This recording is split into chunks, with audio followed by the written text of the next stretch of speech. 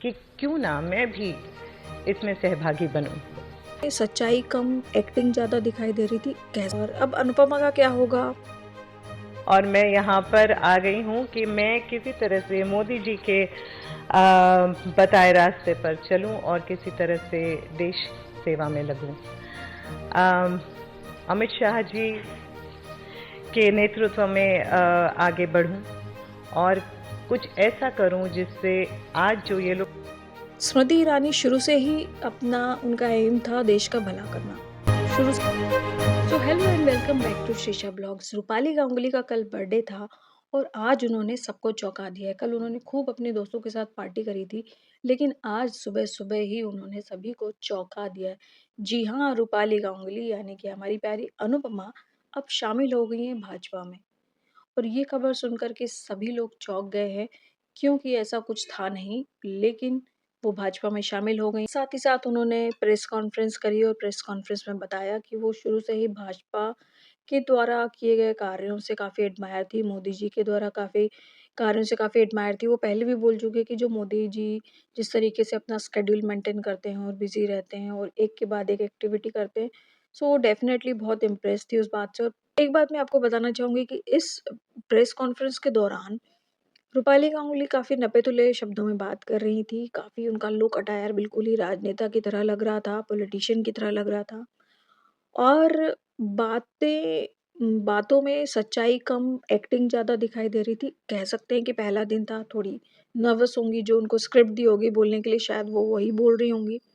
और माता रानी का आशीर्वाद है कि मैं अपने कला के माध्यम से कई सारे लोगों से मिलती हूँ, उनके सरोकार होती हूँ।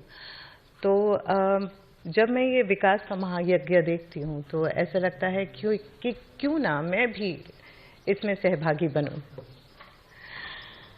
तो दिल्ली में होने वाले क्रिएटिव अवार्ड में टीवी इंडस्ट्री से सिर्फ रूपाली गांगुली को शामिल किया गया था या इनवाइट किया गया था। मोदी जी के साथ खड़े होके प्रसन्न जोशी के अलावा रूपाली गांगुली ही अकेली थी टीवी इंडस्ट्री की जो कि स्टेज शेयर किया था, और तभी से कयास लगा रहे थे कि वो बीजेपी में आ सकती हैं।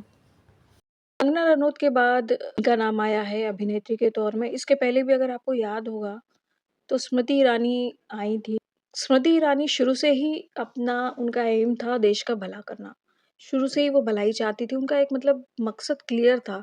जब वो मिस इंडिया कॉन्टेस्ट में भी थी तब भी उन्होंने क्वेश्चंस के दौरान ये बोला था कि वो भला करना चाहती हैं, वो अच्छे काम करना चाहती हैं, लोगों की भलाई करना चाहती हैं। फिर जब वो एक्टर भी बनी तब भी उन्होंने खुद बताया है कि मैं एक्टर होने के बावजूद भी जब मैं शूटिंग करती थी दिन में तब भी मैं कुछ सोशल एक्टिविटीज़ करती थी। और उसके बाद वो पॉलिटिक्स उन्होंने जॉइन करी और उसके बाद उनका ड्रास्टिकली ट्रांसफॉर्मेशन हुआ।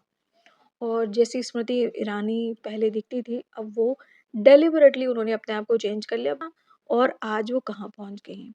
सो अब रूपाली गांगुली ने एंट्री ले ली है बीजेपी में। अब देखना ये होगा कि रूपाली गांगुली कहाँ तक पहुँचती है। सो मैं आपसे जानना चाहती हूँ कि ये न्यूज़ सुन के आप लोग शॉक्ड हुए, सरप्राइज़्ड हुए? आपको कैसा लगा? आपको प्लीज़ कमेंट सेक्शन में बताना, क्योंकि अनुपमा सीरियल की मेन लीड जो अनुपमा सबको पसंद है। हमारी मम्मियों को बहुत पसंद है, सभी लेडीज़ को पसंद है इंडिया के। और अब अनुपमा का क्या होगा?